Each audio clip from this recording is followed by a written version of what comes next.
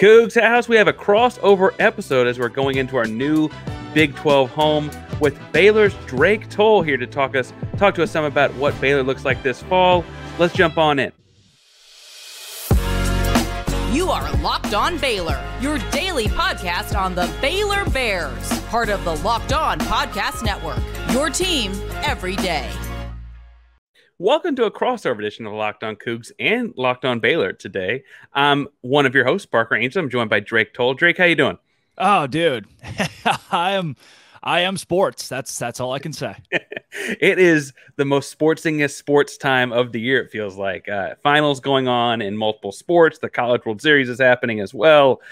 Houston's obviously not lucky enough to be in that. I actually don't know. Is Baylor right now? No. Baylor and Houston both. Baseball and softball could have had. Baylor had a good year in softball, but baseball we don't have to talk about today. Fair enough. We are here to talk about, as an expansion team, Houston's first season in the Big 12. We're looking to make a round across the conference and talk to folks that we'll be seeing more of this fall. But first thoughts first, Drake, when you heard the Big 12 expanding and adding the city of Houston, were you just shaking your boots or what were you thinking? Well, Parker, what's interesting about the Houston move is it's the one that brought on maybe the most controversy amongst the Texas schools that are still here. Nobody was upset that BYU was coming to this conference. Nobody batted an eye at Cincinnati and the basketball, football powerhouse they've had in the last decade. UCF brings in one of the biggest alumni bases in the entire country, again, as does BYU. So those three teams are all right, sweet. It's not really a rub with any of those. And then there's Houston, which is for the last couple of decades at least has been so good at, so pesky, I'll say, in sports to the bigger Texas institutions. And when I say bigger, Parker, they've only been bigger because of their conference affiliation. And now UT, A&M, Baylor, TCU, Texas Tech cannot hold that over Houston. Houston is one of us. They have made their ranks up into the Power Five, and with that, they have gained a ton of respect from schools that for a long time didn't really want to give it to the Cougars. But now Houston's shown, hey, we belong, and whether these institutions like it or not, Houston's in this conference, and now it's a matter of how quickly can the Cougs adjust to life in the Power Five? Obviously, we're expanding in, and we think we'll do it relatively quickly. But realistically, Baylor has had a lot of success in the last decade in this conference. I guess you're going to go a little bit farther into the RG3 time before that. They were in the conference the whole time, so it wasn't quite out of nothing. But as an expansion team looking to have the same kind of meteoric rise, what was a key to Baylor doing that in the 15-year window? Well, Houston's in a much better spot here than Baylor was in 10 years ago or pre-RG3, I guess I could say. It's not necessarily in the last decade now. Oh, time marches forward. I would say I feel really old talking about RG3 being more than a decade ago. Like, geez, yeah. Now that we can't say in the last decade and it encompasses RG3, that's going to take some getting used to. But before that, Baylor was terrible. I mean, Parker, Baylor was Kansas, except Kansas was a lot better than Baylor. This team year in and year out just was terrible. And that's why some of our marquee wins, the majority of the marquee wins for this university come in the last decade or so, because prior to that, you look at the gap between what Grant Taft was able to do in his 20 years, winning as head coach all time, won the Southwest Conference Championship in 1974. And there's that 20 years in the 70s, 80s, up to the early 90s where Baylor was decent to good. And then mid 90s to really RG3, it was so bad. So the philosophy for Baylor to get good again was do everything completely different. And that's what bringing on Art Briles did. He was, hey, let's just not play defense and we'll throw the ball as much as we can. And it won a lot of football games. And obviously the Houston folks are familiar with what Briles brought to Baylor. And then you take into 2016, you get into the Briles scandal where, he knew a lot of stuff. His staff knew a lot of stuff that was abhorrent. It was appalling. And him being fired along with a majority with almost all of his staff and the people who were associated with him was the right step that Baylor had to make. So to me, it's almost more impressive that Baylor was able to come out of 2016 winning football games within 5 years of a complete cleaning of the house. It's more impressive that Baylor was able to come back from that than it was to come back from their Kansas years, as I'll call it. So for Houston, you've got a coach who knows what it's like to be in the Power 5, has seen Big 12 football. I think that gives you a leg up as an expansion team trying to fit in day one. I'm hoping for it too. Admittedly, I'm looking forward to this Baylor matchup, and maybe we'll disagree by the end of this episode, but I feel like that's one of those ones that kind of comes down to feeling like more of a toss-up as far as like it doesn't have quite the same cachet as like, TCU was just in the college football playoff, or Oklahoma had been in it several years before that under Link or whatever, right? Talk to me about looking at Baylor for the fall of 2023. Who are the names and the key guys that like a Cougar like myself might not know, but needs to know going into that week? Well, first, there's a quarterback battle that has been ruled over, but isn't really over. Blake Shapen was the starter last season and didn't impress. He had a serviceable sophomore year. He was his first year as a full-time starter, and Baylor fans, most popular guy in town is always the backup quarterback, and Baylor fans were rallying around everybody not named Blake Shapen to be the quarterback last season. So going into this next year, it's a matter of how confident is he going to be. And if it doesn't work out, Sawyer Robertson behind him was a transfer from Mississippi State, one of the best quarterback transfers in this class, so you could plug and play with him. He could be the future. A lot of Baylor fans think that he is the future of being a Mike Leach product, and somebody who learned for 2 years under Leach down in Starkville would have been the next starter if not for their starter at Mississippi State hanging around for extra time. And then for the Bears, Richard Reese was really good last year at running back, was the freshman of the year in the Big 12, and it wasn't close. He was the second best freshman running back in America. He's going to be good again. Dominic Richardson, a transfer from Oklahoma State. And transfers are the name of the game. We got two Barrington brothers out of BYU who will man the offensive line. And the offense, to me, has very few questions. You kind of know what you're going to get. You've seen a lot of these guys before. The line looked really good in the spring game. It's the defensive side. Gabe Hall is going to anchor the defensive line, but past Gabe Hall, it is kind of one big question mark of who's going to play where and how good are they going to be. There are a lot of big names. The TJ Franklins, who he's been good for the last couple of seasons, but where does he fit in as a leader of this team? There's so many questions defensively, and that could be Baylor's kryptonite. They might put up 35 points per game because the offense is going to be solid under Jeff Grimes, but the defense might give up 38. 38. That feels a lot like a lot of games Houston was involved in last season, where I guess the most notable was SMU finished at 77-63. That was a football score, actually. When you talk about the defense, is it new names? Is it just not names you're very confident in, or what is the hole there? And then I'll go tell Dana we need to look there. Yeah, a lot of new names this year. Baylor fans are going to get. I was at the spring game, and as the PA guys reading out who made the tackle, like, who? I never heard that name before. There were a lot of new ones for me. And as somebody who has been so, I guess, entranced with Dave Aranda defense, what he's done. Phil Snow was up for the Broyles Award. He was the defensive coordinator under Matt Rule here. So defense has not been the issue in the last 5 seasons for Baylor. But this year, for the first time that I can think of since I've started covering the team, it's, that's the side of the ball where you're really not sure what you're going to get next year. So somebody's got to step up. A couple of guys got to step up and be what Terrell Bernard was for Baylor. He was relatively unheard of, and then an injury mid-season was what brought him up into stardom at Baylor, and he became kind of the face. Jalen Petrie, Terrell Bernard, the face of what Baylor was, and Jalen Petrie, a popular name around Houston. And now you're missing that on the defensive side. You're missing a big-name guy. We're excited to watch X next season. Well, there really isn't an X right now. Gotcha. Well, I'd like to, answer some of y'all's questions about Houston as well, because as the expansion, the new team, the new kid on the block, I'm sure there are, a handful of those for sure. But first, Drake, we got to talk about our buddies at FanDuel. Now, FanDuel's got, an interesting relationship with the Texas, so I don't mean to diminish anything too much. But what is your relationship with FanDuel? What have you been looking at the NBA Finals so far at FanDuel? Well, I think it's so interesting that the Nuggets are such heavy favorites when Miami has been the hottest team. They've been the team of destiny this postseason, maybe the worst ever NBA team to go this far and be on the doorstep of winning the title with like 3 players that are healthy and Eric Spoelstra coaching. So I love the fact that I can get Miami to win the series at like plus 285 right now. Yeah, I understand that this would be like the most improbable NBA champion ever. In a 7-game series, you almost never have these things happen. We have someone come from nowhere, especially an 8 seed that was 10 minutes away from getting bounced in the play-in game.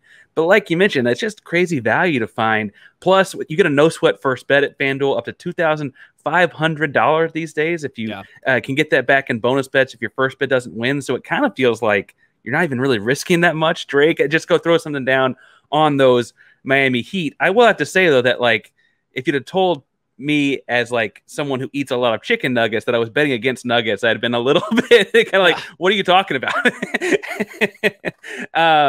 But you can go to FanDuel.com/lockedon, get a no sweat first bet again up to $2,500. That's FanDuel.com/lockedon, the official sports betting partner of the NBA. All right, so Drake, I don't want to make this all about beating you down, but what questions does a Baylor person have about Houston outside of like the humidity and mugginess that is the city? Dude, it's so miserably hot there. You could just take a swallow in December and it's like drinking a glass of water. Parker, what I find interesting here, Houston has probably been the football program that's gotten the most flack, that the most people outside of the Big 12, your talking heads, have thought, here's the school that's going to struggle the most going into the league. Why do you think that is, and what are they getting wrong? Well, I think there's a couple things there. One, this is Dana. I guess Dana's just been there 4 years now. And so you're looking at, in terms of the football program, what had previously been kind of a revolving door. You had Herman, you mentioned Bryles.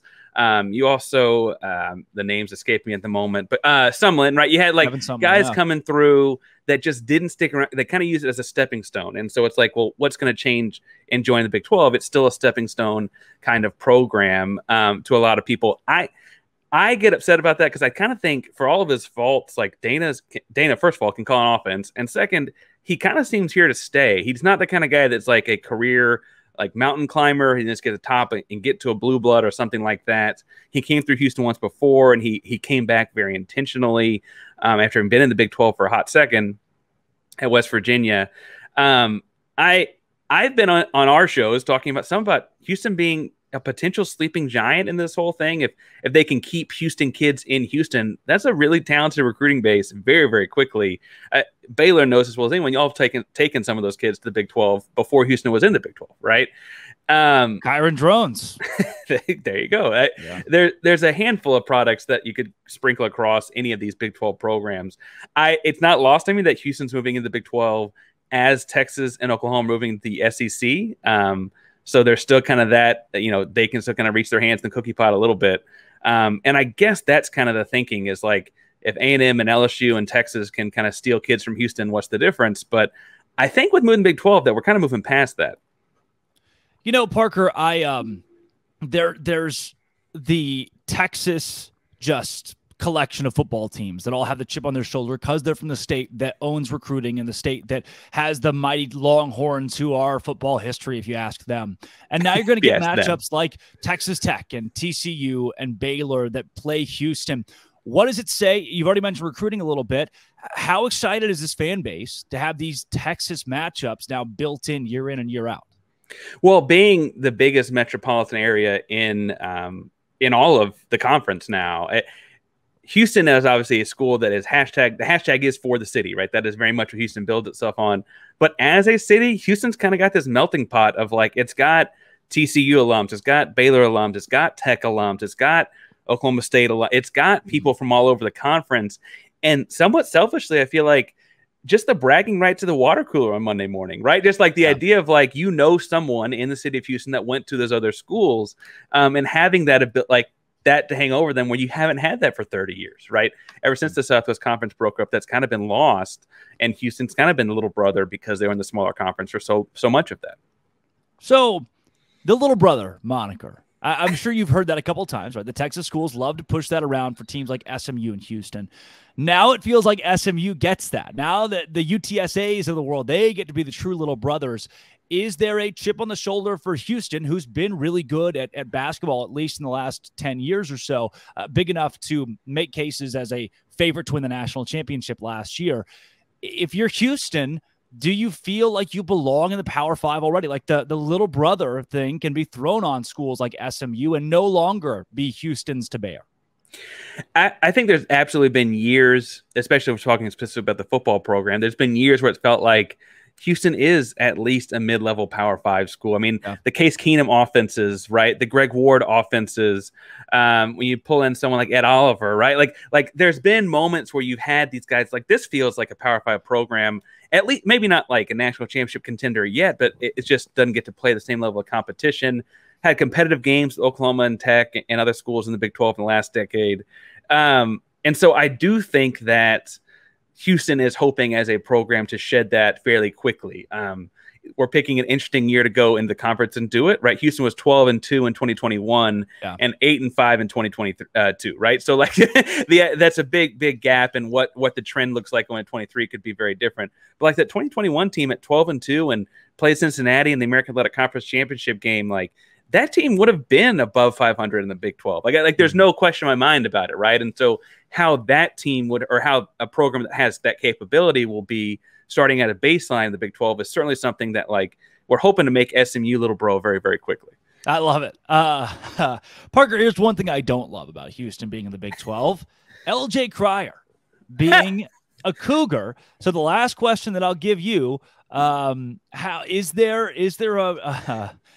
the excitement of having a really good prospect? Yes, you get that because LJ Cryer is really good, one of the best in the transfer portal, but also that prospect having a national championship ring and coming from Baylor. What's the aura around Cryer being in Houston? Well, at a national championship ring that they beat Houston in the Final Four that year to get there, right? That was painful. I will say that in losing Marcus Sasser, both the graduation and the NBA draft, I guess technically had a COVID year if he'd wanted it, but right, NBA guy. Losing Marcus Sasser in the NBA draft, you think of tremendous scorer, shooter, etc. Being able to replace that with a kid like Cryer that is more or less the exact same kind of offensive prospect, different moves, but same kind of production is really, really strong. What I'm hoping is that, and you can probably talk this more on your own show, LJ Cryer defensively is not quite probably where Sasser was. And now he was a third-team All-Big 12 caliber player. So I don't mean to say he was, awful or anything like that.